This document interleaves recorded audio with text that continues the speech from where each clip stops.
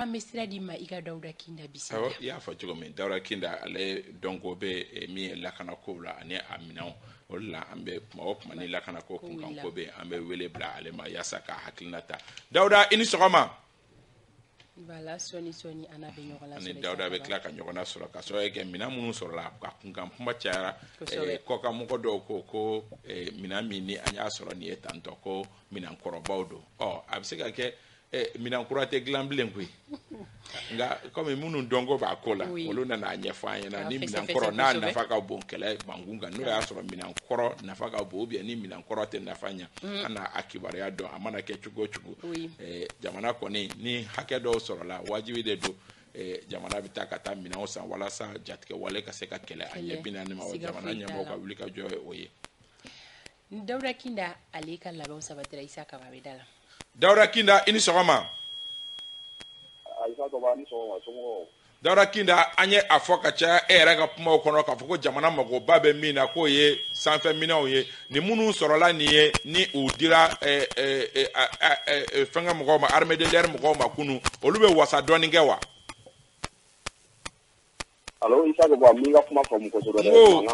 ngo anya fo wakati chama ka foko anga armée mago be mina ko so be ko ye sanfe mina onye do du sera ka soro ka di armée de l'air mo ma kunu yalma olube wasake ya mina nuye chugo di mimbe surasi mina ondon bon Isaka ba ni ala je anga demana fama uye pangunu musa so mambado parce que kele sele me yoro mi masita pangunu joro babala nyado ni ala je ni pangunu san yere abena to sababu eta anga kelege chew atigi lami ko sobe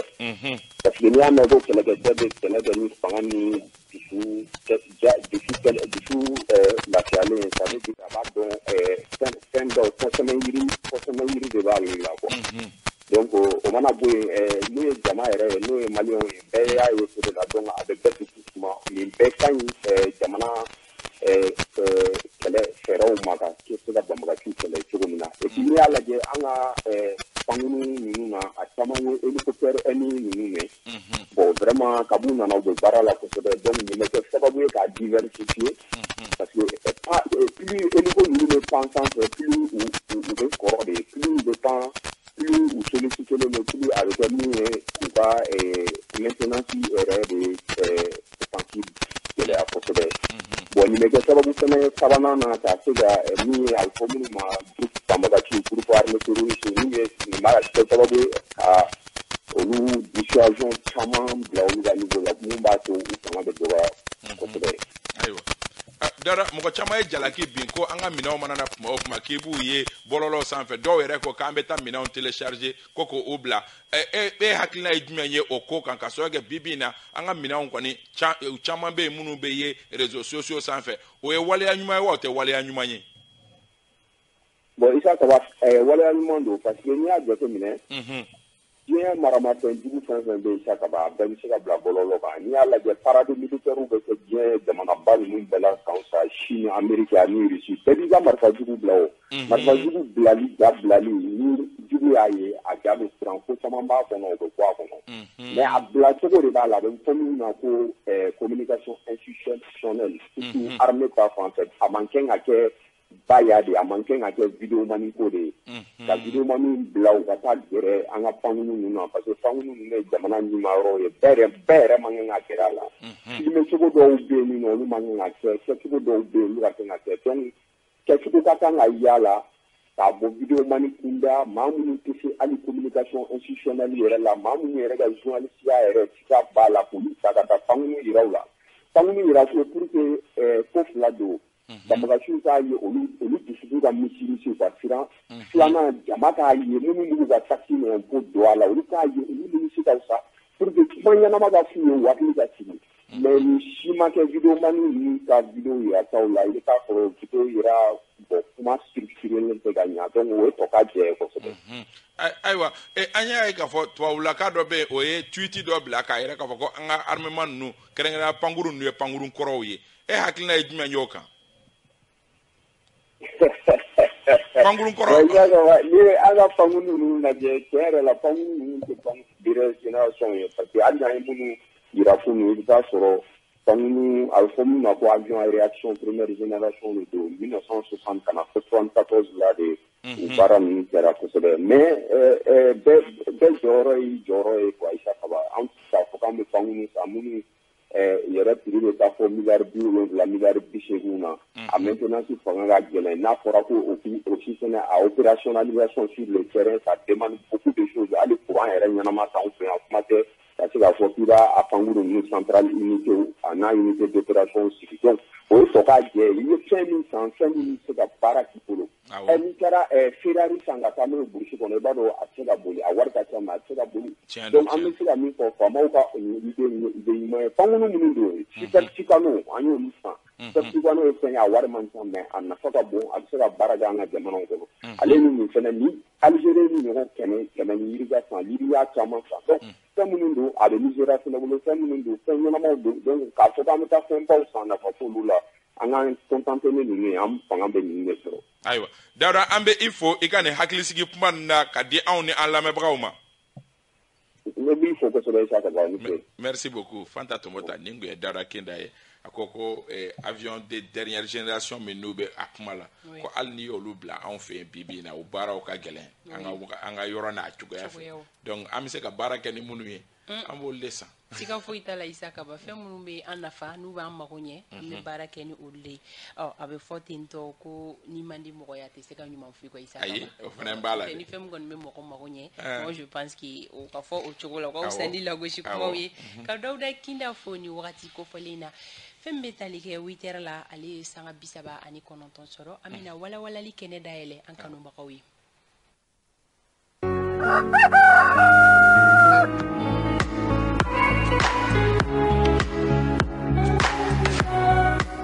Hakilina jiginna don o don ni sanga in mana se jɛmukan in kɔnɔna na an bɛ rubrique dɔ dayɛlɛ aw ye an ko min ma ko walawalali kɛnɛ ni o ye décryptage ko fɔ don o don Isa Kaba Sidibe a bɛ kumasen dɔ suganti ka na o kɔrɔ fɔ ani o kumasen bɛ tali kɛ waleya min na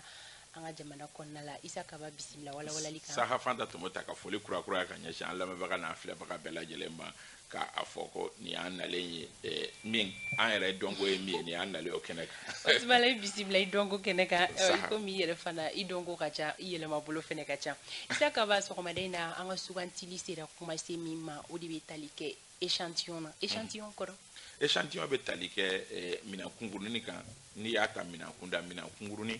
min ni a tɔba bɛ yen nɔ nka minɛn kunkurunin min don ale bɛ kɛ sababu ye ka hakilina di ma tɔ minnu bɛ kɔfɛ kan a bɛ tali kɛ hali ni i y'a ta hali fura kunda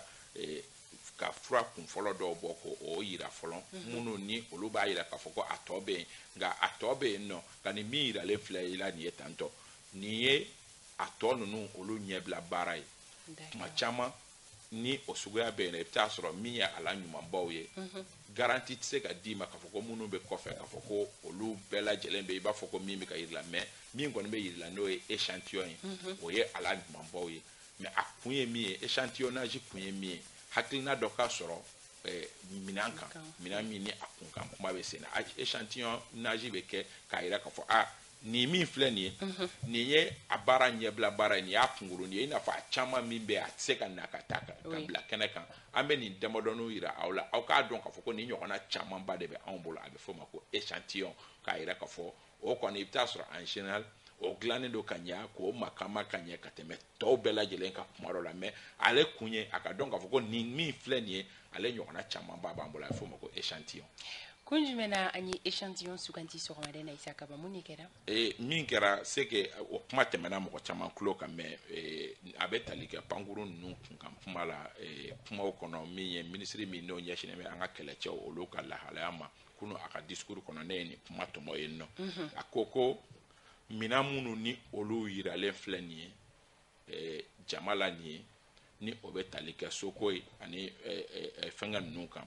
ko olu ye échantillon de ye minɛnw cɛla minɛn minnu ni a caman bɛ yen minnu ye kundola minɛnw ye ni an tɛ se k'olu bɔ k'u da kɛnɛ kan o bɛ ɲininkali dɔ de jaabi ɲininkali min ni maa caman bɛ a kuma la ko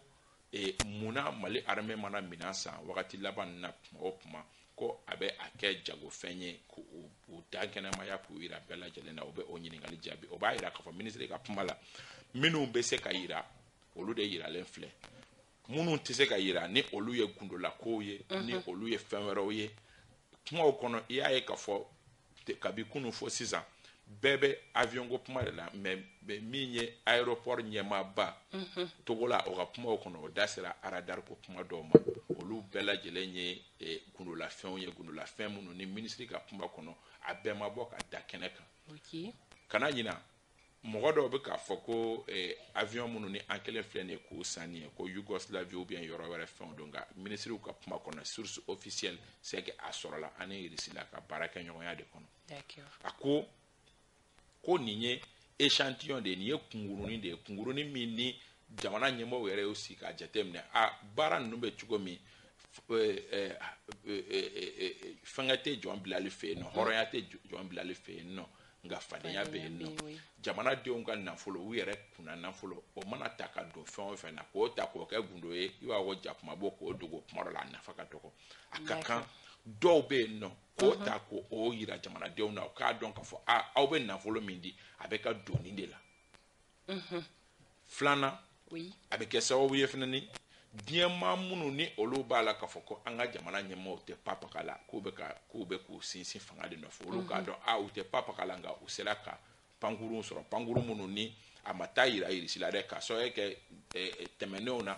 jamana ɲɛmaa dɔw bɛ taa ka t'u jɔ pankuru kɛrɛfɛ jamana wɛrɛw la ka segin ka na u ni pankuru tɛ na nka pankuru ninnu yera anw ka pankuru jigi kɛnɛ de la ka tila k'u kilew di an ka jamana kɔnɔ anw ka pankuru bolilaw de ka don u kɔnɔ ka essaiw kɛ n'u ye min kan ka faamu c'est que kunu tun ye remise officielle de ye nka pankuru nana a bɛ wagati damadɔni bɔ minnu kan k'a boli a attribuera olu la ka ban kunnafoniw yɛrɛ y'a yira k'a fɔ ko a pankuru dɔw bɛ yen pankuru minnu n'u dira kunu c'est que a pankuru dɔw bɛ yen minnu yɛrɛ ye baara daminɛ ka ban pankuru nafa ye jumɛn ye kɛlɛ la fɛn fila fɛn fɔlɔ ye min ye wagati min kɛlɛ wusulen don dugumamɔgɔw ni ɲɔgɔn cɛ u ni jatigɛ walekɛlaw ni ɲɔgɔn cɛ hali n'o y'a sɔrɔ kuma dɔ la a bɛ kɛ i b'a fɔ jatigɛ walekɛlaw ka sannayɛlɛn sɔrɔ aw kan n'aw ka pankuruntigiw sera ka na o wagati zango nin pankuru ninnu bɛ se ka jigin fo duguma ka na o wagati ka na rɛdi kɛ marifacilan b'a pankurun dɔw la ka juguw jateminɛ ka dangali jugu la o wagati hali n'o y'a sɔrɔ o dun y'a sɔrɔ u jama ka ca ni hali ni aw mɔgɔ duuru don n'aw bɛ kisɛ ci la aw bɛ kisɛ ci la pankuru dɔ mana na ka na mɔgɔ 100 ninnu ka turu kelen dɔrɔn kɛ olu kan k'o araze ko kelen dɔrɔn o b'u fanga dɔgɔya filanan ye jumɛn pankuru ninnu bɛ kɛ sababu ye wagati min gɛlɛya bɛ fan minnu fɛ ka se ka joona joona ka taa ni aranfɔr ye anw ka jamana kɛlɛ gɛlɛmanba dɔ ye aranfɔr ko ye yɔrɔ o yɔrɔ kuma o kuma i bɛ taa sɔrɔ kan dɔ u b'a signaler ka dɛsɛ i bɛ taa sɔrɔ n'a fɔra k'a fɔ ko mɔgɔw ka bɔ yan attaque dɔ bɛ ka kɛ Nampala sisan mɔgɔw ka bɔ Segu dɔɔni dɔɔni Alasana sira fɛ ka munumunu ka t'u yɛrɛ sɔrɔ yen nɔ i bɛ taa sɔrɔ siraw man ɲi o aranfɔr bɛ retard de ta mɔgɔw tun b'o fɔ ka caya k'a fɔ ko an ka aranfɔr ko ye problème an ka aranfɔr ko ye problème mais bi rarement i bɛ aranfɔr ko kuma mɛn i b'a dɔn kun min na parce que pankuru ninnu bɛ fɛn fila de kɛ d'abord u bɛ intervention kɛ mais u bɛ largueli fana kɛ ka taa ni kɛlɛcɛ dɔw ye teliya ka kɛlɛcɛ dɔw fili olu ka jigin yɔrɔ ninnu na joona joona olu ka baara kunfɔlɔw kɛ ani fana ni hali a pankuru dɔw bɛ yen minnu bɛ se ka mɔgɔ 8 mɔgɔ 9 ta joona joona ka t'olu jigin olu n'a ɲɔgɔnna donc pankuru nafa y'o ye donc bi na min fɔra o ye k'a fɔ nin ye minɛnw ye minnu bɛ se ka yira mais o minɛn ninnu kɛrɛfɛ i bɛ taa sɔrɔ minɛn ninnu baara kɛ minɛn wɛrɛw bɛ yen nɔ minnu n'olu tɔgɔ yɛrɛ fɔra ni mɔgɔ yɛrɛ bɛ lagosi la k'olu ma sɔrɔ ɲininkali de bɛ yɔrɔ min o minnu bɛ sen na tantɔ n'a fɔra ko dernière génération a bɛ yen wa a tɛ yen jamana ɲɛmɔgɔw m'a fɔ. D'accord, Issa Kaba Sidibe n'a ma ɲɛ ko minɛn tɔw kɔni olu bɛ yen nɔ kun jumɛn na minɛn bɛɛ lajɛlen ma bɔ ka yira mɔgɔw la. Minɛn bɛɛ lajɛlen ma bɔ ka yira mɔgɔw ka inquiétude yɛrɛ ye min ye minɛn bɛɛ lajɛlen ma bɔ o de kama parce que surasiya yɛrɛ ye i t'i gundo bɛɛ fɔ ni i y'i bɛɛ fɔ i tɔ tɛ to yen nɔ ni a dɔnna e capacité bɛɛ ye nin de ye jugu fana b'a labɛn en fonction de ça de ni i kɛlɛɲɔgɔn n'i y'a dɔn k'a fɔ ko i kɛlɛɲɔgɔn muru fitinin bɛ a kɛrɛ yan beseba b'a bolo marifa kelen b'a bolo n'i y'o bɛɛ dɔn ka ban o ye a kuru n'a kara ye a kisi n'a kasa ye i b'a dɔn k'a fɔ n kan ka n janto marifa la n kan ka n janto a ka bese la wa n'a dɛsɛra fana muru ni fitinin b'a bolo n kan ka n janto o fana na mais n'o y'a sɔrɔ ka fara olu bɛɛ lajɛlen kan c'est que a seɲan fan fɛ murunin fitinin wɛrɛ b'a bolo yen n'a sera k'i neutraliser k'i ka olu bɛɛ minɛ murunin fitinin laban b'i bolo i bɛ se k'o fana kɛ ka tiɲɛni kɛ. D'accord. Donc o de kama minɛn bɛɛ kunkan kuma tɛ fɔ n'u ye ka a la cɛ ɲumanw ta min ni o bɛ jamanadenw yɛrɛ sewa k'olu bɔ jaw ni fɛnw na mais a gundolama yɔrɔ olu tɛ bɔ o nafa ye o ye o de kama mɔgɔ caman ka inquiétude ye ko armée bɛ k'a yɛrɛ exposer munna fɔlɔ armée tun t'a yɛrɛ exposer o tun ye kɛlɛ face à face de tun bɛ o wagati ninnu kɛlɛ face à face ye jumɛn ye o ye jamana fila cira ɲɔgɔn na la guerre des pauvres ani Burkina o wagati ninnu o ye bundola ko ye mais bibi na kɛlɛ nasuguya min bɛ yen nɔ c'est que kunnafoni di kɛlɛ bɛ yen nɔ minnu bɛ ka kɛlɛ fɛnɛ kɛ olu ye mɔgɔw ye minnu n'u bɛ baara kɛ ni kunnafoni de u bɛ taa ka taa dugu dɔ papa fɛn fɔlɔ min n'u b'o kɛ u yɛrɛ bɛ taa ka taa bila bɔlɔlɔ sanfɛ walasa a ka dɔn k'a fɔ k'u ye dugu dɔ papa k'u ye mɔgɔw faga donc ni diɲɛ yɛlɛmara i bɛ yɛlɛma diɲɛ nɔfɛ k'i adapter ka bɛn ni diɲɛ dɔnsen kuraw de o dɔnsen kuraw ye minɛnko ye o dɔnsen kuraw ye kunnafoni di taabolow fana ye jugu bɛ babali kɛ cogo min fana bɛ babali kɛ hali jugu bɛ kunnafoni kolon di cogo min parce que mɔgɔ caman y'o reprocher Ivoiriens yɛrɛ ka lagosili kuma la ko Mali ye jamana ye ko premier en téléchargement d'image d'armement ko an bɛ armement télécharger ko k'o bila c'est pas bon an kan ka dabila mais a bɛ kɛ sababu ye tuma dɔ la mɔgɔw b'a dɔn k'a fɔ an fana bɛ ko dɔ la an bɛ ko dɔ la o nafa ka bon juguw k'a dɔn k'an fana bɛ ko dɔ la ani an ka finitigilaka minnu yɛrɛ fana bɛ terrain kan olu jigi to a kan ko wagati o wagati pankuru dɔ bɛ se ka na dɛmɛ don olu ma o b'u fana ngalabu mais n'i jigi tɛ foyi kan fo aw bɛ o cogoya la o de kama u tun bɛ boli mais bibi in na n'aw jigi b'a kan k'a fɔ k'a mana gɛlɛya cogo cogo 30 minutes 45 minutes a mana gɛlɛya cogo cogo parce que avion ninnu dɔw bɛ yen nɔ minnu bɛ yanni Mopti kɛ en 45 minutes olu dɔw bɛ yen nɔ dɔw fana bɛ yen minnu b'a kɛ en 10 minutes ka bɔ yan ka taa Mopti n'o dɔw bɛ yen nɔ rapidement hali n'o o tɛ se ka mɔgɔw jigin hali n'o dɔw bɛ se ka taa dɔrɔn ka ready kɛ ka dɛmɛ dɔw ma ka mugu ci ka tɛmɛ o bɛɛ bɛ mɔgɔw arranger donc kuma ye min ye armée bibi in na armée bobo tɛ diɲɛ si arranger bi o de kama mɔgɔw sɛbɛ donnen don u ka fête de l'indépendance ma u bɛ minɛnw labɔ walasa diɲɛ bɛɛ k'a dɔn k'a fɔ ko an fana bɛ cogo min n'i cira an na i bɛ nimisa. Siga tɛ o la Isa Kabasiri bɛ ka kɛɲɛ ni finitigilakaw olu tɔgɔla kuma ye an y'a ye k'a fɔ ni kɛlɛkɛminɛn minnu sɔrɔla kunun a kuma kɔni cayara kosɛbɛ maa caman fana y'i ta fɔ o yɔrɔ la dakuru ɲɛ kelen bilasiralikan e bɛ se ka mun de fɔ armée tɔgɔla kuma hali n'i bɛ a kunnafoni di a ka kan i k'a di ka dan niveau dɔ de la e bɛ se ka mun fɔ o yɔrɔ la. oui armée mɔgɔw bɛ confusion dɔ kɛ marabagaw ni armée olu tɛ ɲɔgɔn sira la c'est vrai que bibi in na ala ye jamana garijɛgɛ don mɔgɔ la minnu ni olu ye marabagaw ni sɔrɔsiw don mais o bɛ a to mɔgɔ camanba bɛ amalgame kɛ armée ni olu mɔgɔw ni ɲɔgɔn cɛ kabi bi tɛ ne b'a fɔ n ko bibi in na colonel 5 bɛ hukumu min kɔnɔ o bɛ politique hukumu kɔnɔ olu tɛ armée ye bi an ka tiɲɛ fɔ. D'accord. U tɛ armée mais ni i colonel 5 lagositɔ n'i taara ka taa armée lagosi i b'i yɛrɛ de lagosi colonel 5 bɛ taa armée bɛ to yen nɔ armée kunkan kuma jamana tɔw la jamana bon farafin jamanaw tɛ mais armée kunkan kuma hali jamana développelenw na armée kunkan kuma tɛ division kɛyɔrɔ ye ne ye farafarali kɛyɔrɔ ye ne ye hali an ka parti ɲɛmɔgɔ dɔ ye ka lagosi ta kelen ni kelen ka ɲɛsin hali minɛn ninnu ma ko nin ye minɛn kɔrɔw ye nin ye minɛn don ta nin ye minɛn don ta olu kan ka sabali nin wagati la o tɛ o wagati ye wagati min ni an yɛrɛ bɛ an ka système kɔnɔ ka se ka fɛngɛ kɛ mɔgɔw kan k'u janto ani fana ni an bɛ ko dɔ kɔni fana déplorer o ye armée yɛrɛ kunnafoni ko bɛ mɔgɔ minnu bolo u bɛ armée kunnafoni ko ta ka a di mɔgɔ dɔw ma minnu ni o man kan bibi in na il est grand temps que armée yɛrɛ fana k'a lajɛ kuma dɔ la ka mɔgɔ dɔw former hali minnu bɛ se ka na plateau kan ka na ɲɛfɔli kɛ ka fɛnw fɔ u fɔcogo la ani fana ka u bɛrɛbɛn ka sababu kɛ n'i ye civil bila en confiance ka armée kunkan kuma d'a ma a bɛ déborder ka sɔrɔ n'i ye surasikɛ bila k'a ka na armée kunkan kuma fɔ a b'a fɔ ni wageya ye o de ka ɲi bi o de kama DIRPA ka baaraw ka ɲi a ka baara a ye innovation kɛ baara la mais maintenant il faut que DIRPA ka jeune dɔw former minnu bɛna plateau kan tuma dɔw la hali n'u mana wagati bɛɛ plateau kan u kana plateau kan ni ɲɔgɔnna kobaw bɛ yen micro ka di olu ma olu ka fɛn ninnu ɲɛfɔ ni armée de l'air dɔ san spécialiste dɔ ka kɛ yen nɔ min bɛ se ka na plateau kan hali n'a bɛ taa plateau kelen dɔrɔn kan ka ninnu bɛɛ dantigɛ u bɛ baara min kɛ k'o fɔ u ka kɛ source officielle an bɛɛ k'an pro o kan an k'o kunkan kuma de fɔ a kana kɛ ten tɔ karisa ka page kan an y'a ye ko sukoyi don i bɛ taa sɔrɔ dɔ wɛrɛ ka page kan i b'a sɔrɔ fɛn wɛrɛ don i yɛrɛ t'a dɔn avion ninnu ye min anw dun t'a dɔn an ka tiɲɛ fɔ an t'a dɔn dɛ. O de kama cɛ kelen ye tweet kɛ ka bɔ France dɔrɔn k'a fɔ k'an ka avion ninnu ye avion kɔrɔdenw de ye ko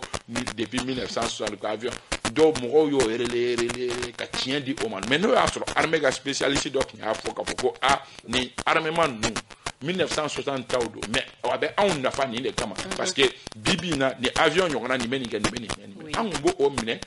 mais ni mɔgɔ dɔ ye lagosi kɛ ko 1960 a bɛ mɔgɔw dusukun fɛgɛya ka se ka don an ka avion na wa o dun de kɛra faransikan dɔ bɛ yen nɔ tweet kɛ ko an ka nin avion ninnu ye avion kolondenw de ko avion kɔrɔw don ko mɔgɔ si tɛ nin ɲɔgɔnna san bilen o kɛra lagosi ye k'a sɔrɔ n'an kun kɔnna o ɲɛ n'o tun y'o kuma mais hali n'o kɛra an caman bɛ yen minnu ye a fɔ k'a ka kɛ nɛgɛkolo ye nk'an b'o fɛ ten tɔ parce que ale ka o kuma o ye lagosili kuma an b'olu ŋaniya dɔn. Siga foyi t'o la o yɛrɛ bɛ dan sigi sɔgɔmada na jɛmu kana Isaka ba kuma kuncɛ kuma ye dɔrɔn ka foli kɛ bakuruba ye k'a di kanubagaw bɛɛ lajɛlen ma kɛrɛnkɛrɛnnenya la an ye arabu kuma ni min fɔ o jara mɔgɔ caman ye Musa Seyi Jalo b'o la a jara mɔgɔ caman Amidu Jimde b'o la Bakari Sidibe b'o la an b'u bɛɛ lajɛlen fɔ Mayiga restaurant fast food Ibrahim Mayiga an bɛ u ni restaurant fast food mɔgɔw bɛɛ lajɛlen fɔ Aba n'a ka denbaya an b'u fɔ Segukaw fɛ yen nɔ Bajɛ ani sɔgɔma denba an b'aw bɛɛ lajɛlen fɔ ka Lagare fɔ an bɛ foli di Yatasayi ma yan fɔ Segukaw fɛ yen nɔ Bamindaw a n'a ka jelimuso Ba Minata Dambele an bɛ u fɔ ka Madu Jara fɔ Super Biton Madu Jara ka fara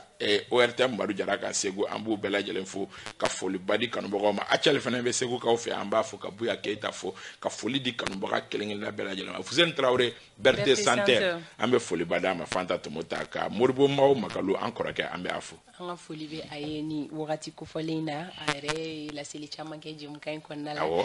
an b'a fɔ o wuli ka jɔw la ni sanga kɔnɔna la an bɛ taga Segu Isaka ba an kɔrɔkɛ bɛ yen nɔ Iba a n'a furumuso Mamu an bɛ foli ba di Iba n'a furumuso ani Segu transitaire bɛɛ lajɛlen doyen kuru la yen nɔ an b'u bɛɛ fɔ an ka foli bɛ u ye an musokɔrɔba bɛ yen nɔ Awa Sangare ale bɛ Segu Sokala kɔnɔna na an ka foli Sokala kɔnɔna ye Segu Famakin de ah bon Dugulenkin o de ye Segu Saru ka quartier ok o la an bɛ yen ka bɛɛ lajɛlen fo an ka foli bɛ Aminata Konanji ye ani Lagare Marietu olu fana bɛ Segu Sisoko ale bɛ Italikaw fɛ yen nɔ Isaka ba an ka foli bɛ a ye an bɛ Sisoko fo an ka foli bɛ Sisoko ye Umar Darame ale bɛ Ɲɛwulenikaw fɛ yen nɔ k'a n'a furumuso Awa Kabaya fo bi sɔgɔmada in na Seydina Sibi an b'a fɔ ka bɔ Kitakaw fɛ yen nɔ n'an donna Kita Amadou Kante ale bɛ CCDF kɔnɔna la an bɛ sɔgɔmada fɛ foli di an ma an bɛ taga Menaka Yakuba Jamutɛnɛ ka fara Mohamed Konate kan Menaka ni John Taga Kamara awɔ olu bɛ Menaka lajɛ don o don Menaka ye honorable Jarasuba ani honorable Fatumata Dambele an b'olu fo CNT kɔnɔna la an ka foli bɛ u ye ni wagati kofɔlen na Ousmane Sagara n den don a bɛ ministère de la défense la an bɛ sɔgɔmada fɛ foli di a fɛnɛ ma Seguba Kani ale bɛ Kirinakaw fɛ yen nɔ k'a ni sɔgɔma Dayiko bɛ fo yan nɔ fo Diboli an ka dibila baarakɛbagaw an bɛ foli ba di u ma Awa Tafili Ture ale bɛ réalisation na Makan Jakite Mackenzie ale bolo bɛ nɛgɛw kɛrɛfɛ la Daramani Koni ale bɛ régie kɔnɔna la Mohamed Ture ka fara Zie Burama Koni kan olu bɛ montage la an ka foli bɛ an ka dibila baarakɛbaga bɛɛ lajɛlen ye ko kanubagaw ma an bɛna oui k'an sigiyɔrɔ to Adel Samake bolo ale bɛ dugu kunkan ko kɛnɛ sigi sini fana ye don dɔ ye ni Ala ye o yir'an na an bɛ ɲɔgɔn lasɔrɔ kunnafoniya o wɛrɛw kɛnɛ kan Ala ka tile hɛrɛ di an bɛɛ